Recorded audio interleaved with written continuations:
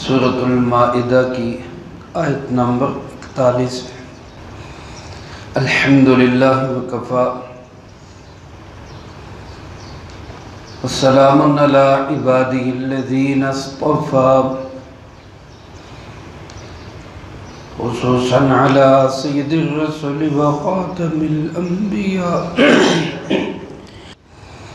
وعلى آلہ واصحابہ الاتقیاء اما بعد فاعوذ باللہ من الشیطان الرجیم بسم اللہ الرحمن الرحیم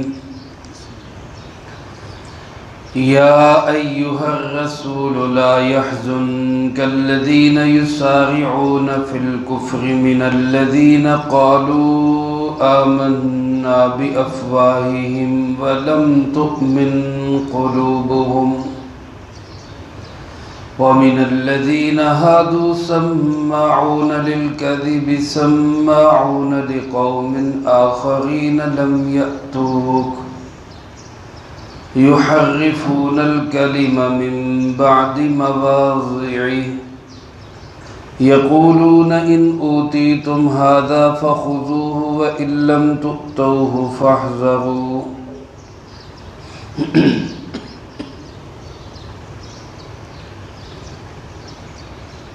اس سورۃ المائدہ کی آیت نمبر 41 سے آگے کافی دور تک اللہ رب العالمین نے اہل کتاب کے دو گروہ یہود و نصارہ کا اور بالخصوص یہودی اور یہودیوں میں سے ایک خاص فرقہ جن کو منافق کہا جاتا ہے ان کا تذکرہ کیا ہے۔ اس سے پہلے بھی سورۃ المائدہ کے تیسرے رکوع میں انہی کا ذکر تھا، درمیان میں بہت سارے احکامات اللہ پاک نے بیان فرمائے۔ اس آیت مبارکہ سے آگے پھر انہی کا ذکر ہے کہ انہوں نے کس کس طرح سے دین کو بگاڑا، کس طرح دین کے اندر خواہش پرستی، ہوس پرستی کو داخل کیا، اور کہاں کہاں کس کس موقع پر انہوں نے ہمارے پیارے آقا جناب محمد کریم خاتم النبیین بلند آواز سے کہہ دیں صلی اللہ علیہ وآلہ وسلم کو اذیتیں پہنچائی۔ اللہ رب العالمین نے اپنے محبوب علیہ السلام کو تسلی بھی دی۔ سبحان اللہ، قربان جائے، کوئی بندہ پریشان ہوتا ہے، دوست تسلی دیتے، کسی کو ماں باپ حوصلہ دیتے، کسی کے بھائی بازو بنتے ہیں۔ اللہ کے محبوب علیہ السلام پریشان ہوتے، دل گرفتہ ہوتے تو تسلی اللہ پاک خود ارشاد فرماتے، اور قرآن کریم کی آیات تسلی کے لیے نازل کی جاتی۔ یہ بھی ایک مقصد تھا قرآن کریم کو آہستہ آہستہ اتارنے کا، لِنُثَبِّتَ بِهِ فُؤَادَكَ، آپ کا دل گھٹے، آپ تنگ دل ہوں، آپ پریشان ہوں، لوگ ستائیں، اللہ کی طرف سے آیات آ جائیں، دل پھر خوش ہو جائیں۔ چنانچہ اللہ پاک نے سب سے پہلے تو آپ علیہ السلام کو تسلی دی، فرمایا یا ایہا الرسول، اے رسول کریم علیہ السلام۔ اس تسلی میں بھی اللہ پاک نے دیکھیں کیسے آپ کے ادب اور احترام کا خیال رکھا ہے۔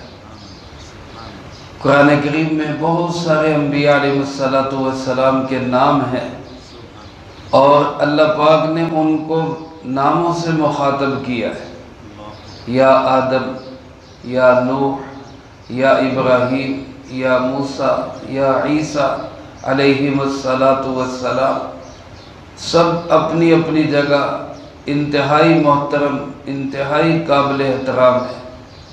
لیکن آپ علیہ السلام کی بات آئی تو کہیں بھی قرآن کریم میں اللہ پاک نے یا محمد کہہ کے مخاطب نہیں کیا۔ صلی اللہ علیہ وسلم۔ کہیں خطاب ہے یا ایھا النبی، کہیں خطاب ہے یا ایھا الرسول، کہیں خطاب ہے یاسین، کہیں خطاب ہے طٰہٰ، اور کہیں خطاب یا ایھا المزمل، یا ایھا المدثر۔ یعنی اللہ پاک نے اس عظمت کو بھی ملحوظ خاطر رکھا ہے اور ہمیں بتایا ہے کہ جناب محمد کریم خاتم النبیین صلی اللہ علیہ وآلہ وسلم کا مقام انتہائی بلند ہے، بہت بلند۔ اس سے آگے کیا کہیں گے کہ بعد از خدا بزرگ توئی، قصہ مختصر۔ اللہ ہم سب کو اپنے محبوب علیہ السلام کا ادب و احترام کرنے کی توفیق نصیب فرمائے۔ فرمائے اے رسول کریم علیہ السلام، لا يحزنک، آپ کو غم زدہ نہ کرے، آپ کو یہ بات غم میں نہ ڈالے، آپ بالکل پریشان نہ ہوں۔ کس بات سے؟ الذین یسارعون فی الکفر، ان لوگوں کے رویے سے جو دوڑ دوڑ کے کفر کی طرف جاتے ہیں۔ آپ علیہ السلام تو حریص تھے ایک ایک انسان کے لیے کہ وہ کفر سے اسلام کی طرف آ جائے، تو جب لوگ کفر کی طرف دوڑے چلے جاتے تو آپ کا دل گھٹتا، آپ پریشان ہوتے، آپ غم زدہ ہوتے۔ اللہ پاک نے تسلی دی، میرے محبوب علیہ السلام ایسے لوگوں کا آپ بالکل غم نہ کھائیں، کوئی فکر نہ کریں۔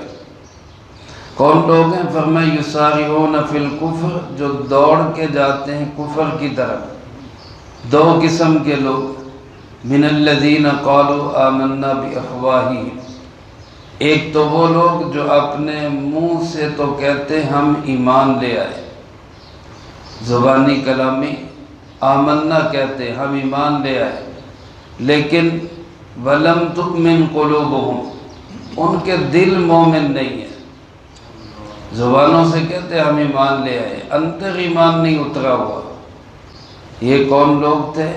یہ وہ منافق تھے جو اصل میں یہودی تھے، لیکن آپ کی قوت، آپ کی شان، آپ کی عظمت اور آپ کے دبدبے اور غرور کی وجہ سے بظاہر کلمہ بھی پڑھتے، مجلسوں میں بھی بیٹھتے، نمازوں میں بھی شامل ہو جاتے، بعض اوقات آپ علیہ السلام کے ساتھ جہاد میں بھی شامل ہو جاتے، لیکن در حقیقت وہ مومن نہیں تھے، ان کے اندر ایمان نہیں اترا ہوا تھا۔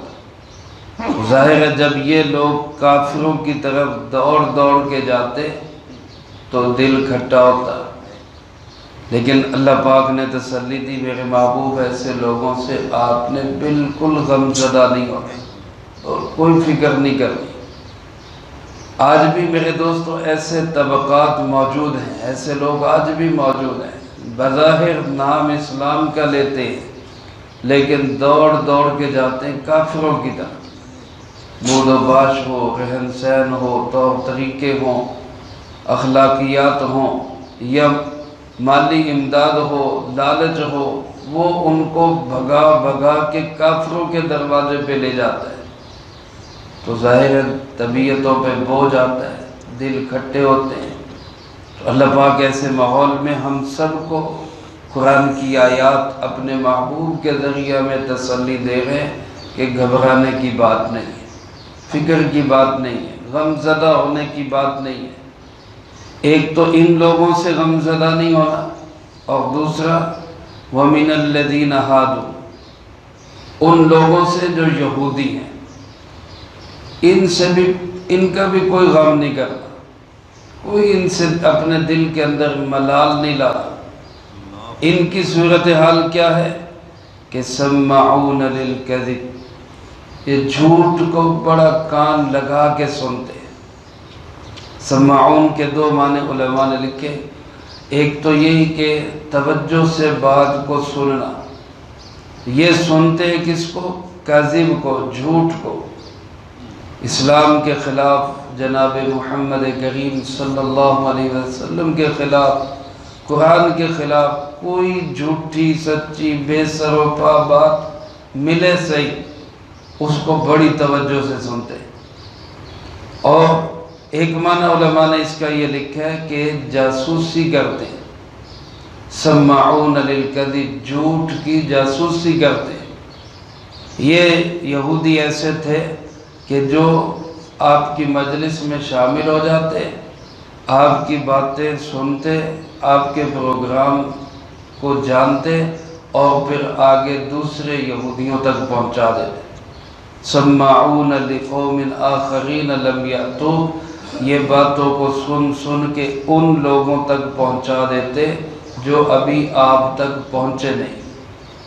اس کے دو نقصانات ہوتے، ایک تو معاملہ لیک آؤٹ ہو جاتا، بہت سارے عزائم منصوبے وہ پہلے ہی یہودیوں تک پہنچ جاتے، اور دوسرا ظاہر مجلس کے اندر محفل میں بعض اوقات کوئی ایسی بات ہو جاتی ہے تو کوئی کمزور پوائنٹ لے کر اس پہ پروپیگنڈا کرتے کہ لو جی مسلمان تو ایسے، مسلمان تو ایسے۔ تو یہ عادت تھی شروع سے آج تک یہودیوں کی، کمیوں کو دیکھنا۔ اور پھر ایک بہت بری عادت ان کی جو تھی وہ یہ کہ یحرفون الکلم من بعد مواضعہ، یہ کلمات کو، تورات کی آیات کو اس کی جگہوں سے ہٹا دیا کرتے تھے۔ اس سلسلے میں علماء نے دو واقعے لکھے۔ امام بغوی رحمۃ اللہ علیہ نے اپنی تفسیر میں لکھا ہے، عہد رسالت مآب صلی اللہ علیہ وآلہ وسلم میں، نبی کریم صلی اللہ علیہ وسلم کے زمانے میں یہ دو واقعات پیش آئے۔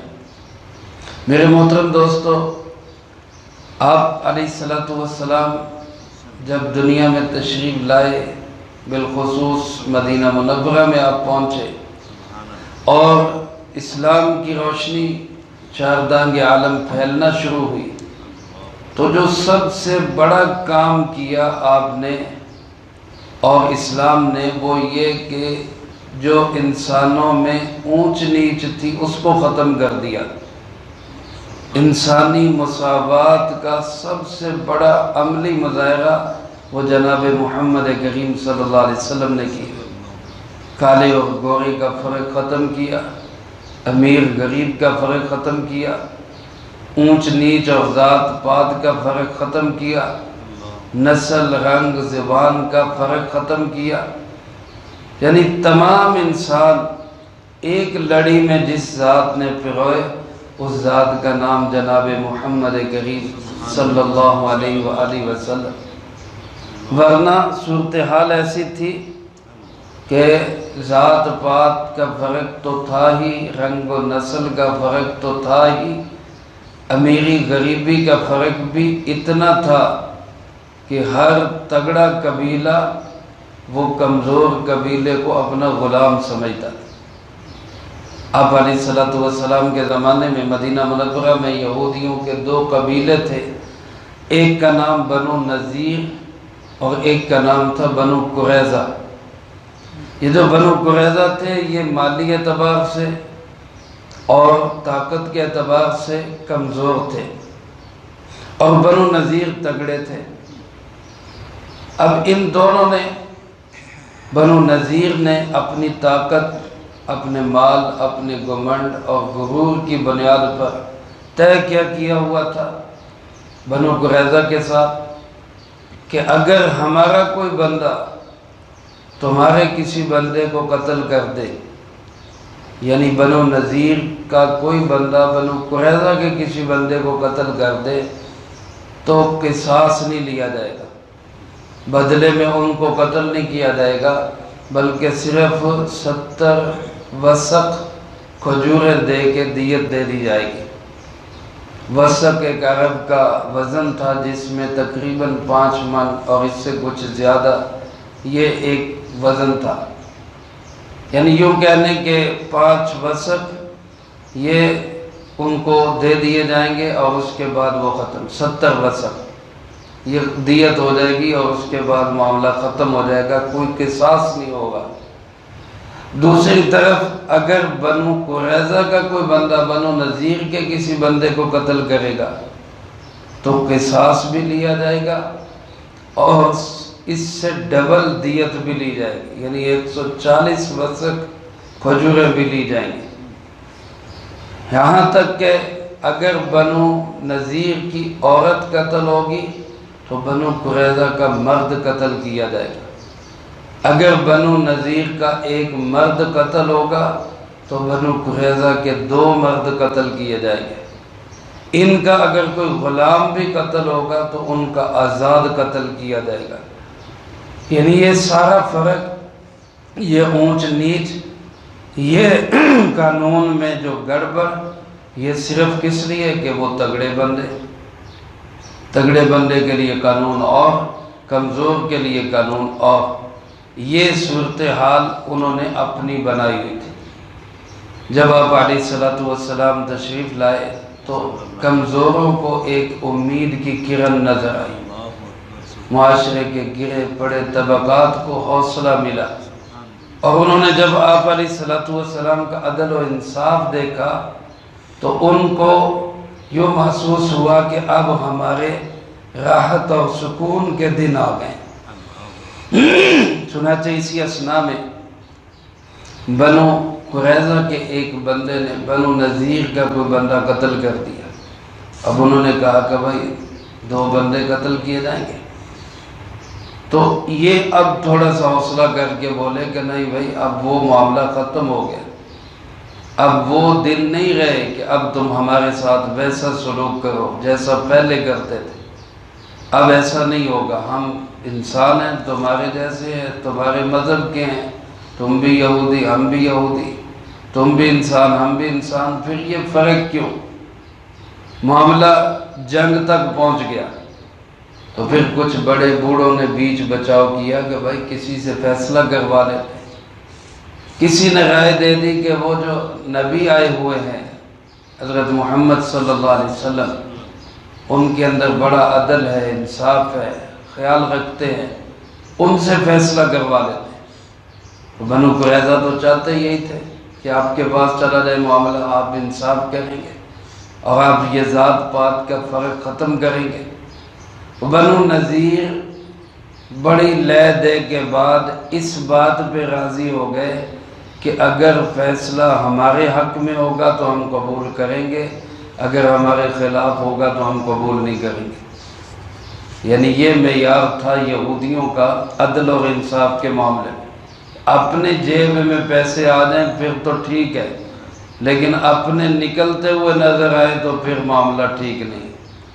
عدل اور انصاف اس کا نام نہیں ہوتا کہ میرے حق میں فیصلہ ہو تو یہ ٹھیک ہے، میرے خلاف ہو تو یہ غلط ہے۔ تو ایک واقعہ تو یہ پیش آیا قصاص کا اور قتل کا۔ دوسرا ایک واقعہ یہ پیش آیا کہ خیبر کے کسی یہودی امیر آدمی نے، امیر جوڑے نے زنا کر لیا، شادی شدہ تھے، تو آپ علیہ السلام کے پاس فیصلے کے لیے آئے۔ یہودیوں کی اپنی کتاب میں فیصلہ یہی تھا کہ ان کو سنسار کیا جائے، پتھر مار مار کے ختم کیا جائے۔ ان کے ذہن میں آیا کہ اسلام کے اندر بہت سارے احکامات میں بڑی نرمی ہے، یہودیوں کے اعتبار سے اسلام میں بڑی نرمی ہے، بہت نرمی، یہاں تک کہ آپ دیکھیں کہ یہودیوں کے مذہب میں یہ تھا کہ جس کا کوئی گناہ ہو جاتا تو اس کی گناہ کی سزا اس کے دروازے پہ لکھی ہوئی ہوتی۔ جب صبح اٹھتا دروازے پہ لکھا ہوتا کہ اس نے فلاں گناہ کیا ہے اور یہ اس کی سزا ہے۔ بعض اوقات قتل تک بھی سزا ہوتی کہ اپنے آپ کو قتل کرے، پھر اس کی توبہ ہوگی۔ ہمارے ساتھ اللہ نے کتنی نرمی کر دی، ہم گناہ پہ گناہ بھی کرتے ہیں، اللہ پردے پہ پردہ ہی ڈالتا چلا جاتا ہے، کسی کو پتہ ہی نہیں چلتا، اور پھر بھی لوگ دعاؤں کے لیے کہہ دیتے ہیں کہ حضرت صاحب ہمارے لیے دعا کریں، اللہ کی پردہ پوشی، اللہ ہمیں اسی پردے میں جنت میں داخلہ نصیب فرما۔ اس کے علاوہ احکامات میں بڑی سختی تھی، کپڑا دھونے سے پاک نہیں ہوتا تھا، نجاست لگ گئی تو کپڑا کاٹنا پڑتا تھا۔ خیر اس طرح کے بڑے احکامات سخت تھے ان کی شریعت میں۔ اسلام میں انتہائی اعتدال اور نرم احکامات ہیں۔ تو انہوں نے سوچا زنا کے متعلق بھی نرم حکم ہوگا، جا کے آپ سے فیصلہ کروا لیتے ہیں۔ آپ علیہ السلام کے پاس آئے، آپ نے فرمایا کہ میں قرآن کے مطابق فیصلہ کروں یا تورات کے مطابق فیصلہ کروں؟ تو انہوں نے کہا جی آپ قرآن کے مطابق کر لیں۔ جبرائیل امین علیہ السلام اسی وقت تشریف لائے اور انہوں نے فرمایا کہ ان کا فیصلہ یہ ہے کہ ان کو پتھر مار مار کے ختم کیا جائے، سنسار کیا جائے، یعنی وہی سزا جو تورات میں تھی۔ اس پہ وہ کہنے لگے جی نہیں جی یہ تو بڑی سخت ہے، فلاں ہے، ایسا تو نہیں۔ آپ نے فرمایا پھر تم بتاؤ تورات میں کیا ہے؟ تو کہنے لگے جی تورات میں تو ایسا کوئی حکم نہیں ہے۔ آپ نے تورات منگوائی تو جہاں وہ لکھا ہوا تھا اس کو چھپا کر آگے سے پڑھے پیچھے سے پڑھے، وہ نہ پڑھے۔ اب آپ حیران تھے کہ بھئی یہ تورات میں تو یہ حکم میرے علم کے مطابق ہے لیکن یہ نہیں پڑھ رہے۔ تو اتنے میں ان کے ایک عالم جو مسلمان ہو چکے تھے، یہودیوں کے بہت بڑے عالم تھے، حضرت عبداللہ ابن سلام رضی اللہ تعالیٰ عنہ، انہوں نے اس پڑھنے والے کو ہاتھ ہٹا کے کہا کہ یہاں سے پڑھو جس پہ ہاتھ رکھا ہوا ہے۔ وہ پڑھا گیا تو وہاں وہی حکم لکھا ہوا تھا کہ ان کو سنسار کیا جائے۔ پھر آپ نے فرمایا تمہارے اندر ایک عالم ہے، نوجوان ہے، ایک آنکھ سے معذور ہے اور وہ خیبر میں رہتا ہے، ابن سوریہ اس کا نام ہے، کیا تم اس کے فیصلے پہ راضی ہو؟ انہوں نے کہا جی بہت اچھا عالم ہے، آپ اس کو بلا لیں، ہم اس کے فیصلے پہ راضی ہیں۔ ان کو بلایا تو آپ نے ان کو قسم دی، اس ذات کی قسم جس نے موسیٰ علیہ السلام کو نجات دی، اس ذات کی قسم جس نے فرعون کو غرق کیا، اس ذات کی قسم جس نے موسیٰ علیہ السلام کو تورات جیسی کتاب دی، سچ بتا تورات میں اس کا کیا فیصلہ ہے؟ اس نے کہا کہ اگر آپ مجھے قسم نہ دیتے اور مجھے یہ ڈر نہ ہوتا کہ جھوٹ بولنے پہ تورات مجھے کھا جائے گی تو میں جھوٹ بول دیتا، لیکن سچ یہی ہے کہ تورات میں حکم یہی ہے کہ ان کو سنسار کر دیا جائے۔ آپ نے فرمایا پھر تم نے یہ حکم بدلا کیوں؟ کہنے لگا اصل میں ہمارے ایک شہزادے سے یہی غلطی ہوئی تھی اور دوسری طرف ایک کمزور آدمی سے بھی یہی غلطی ہو گئی، تو ہمارے جو علماء تھے انہوں نے فیصلہ کیا کہ شہزادے کو تو رعایت دے دی جائے، کمزور آدمی کو سنسار کیا جائے۔ اس پہ انہوں نے احتجاج کیا کہ یہ کیا دوہرا معیار ہے، کسی کے لیے اور سزا اور کسی کے لیے اور سزا۔ تو جب وہ احتجاج بڑھا تو ہم نے مل کے پھر فیصلہ یہ کیا کہ سب کے لیے ہی سزا بدل دی جائے، تو لوگوں کے کہنے پہ ہم نے تورات کو بدل دیا۔ آپ علیہ السلام نے اس پر فیصلہ فرمایا کہ ان کو سنسار کیا جائے۔ اگلی آیات جو ہے وہ انہی دو واقعات کے تناظر میں، اگر یہ واقعات آپ کے ذہن میں رہیں گے تو اگلی آیات کو سمجھنا وہ آسان ہو جائے گا۔ اللہ پاک مجھے آپ کو سب کو قرآن و سنت کی صحیح سمجھ نصیب فرمائے۔ آیات مبارکہ کی اگلی وضاحت انشاءاللہ اگلے درس میں ہوگی۔ اللہم انت السلام و منک السلام، تبارک ربنا و تعالیت یا ذا الجلال والاکرام۔ اللہم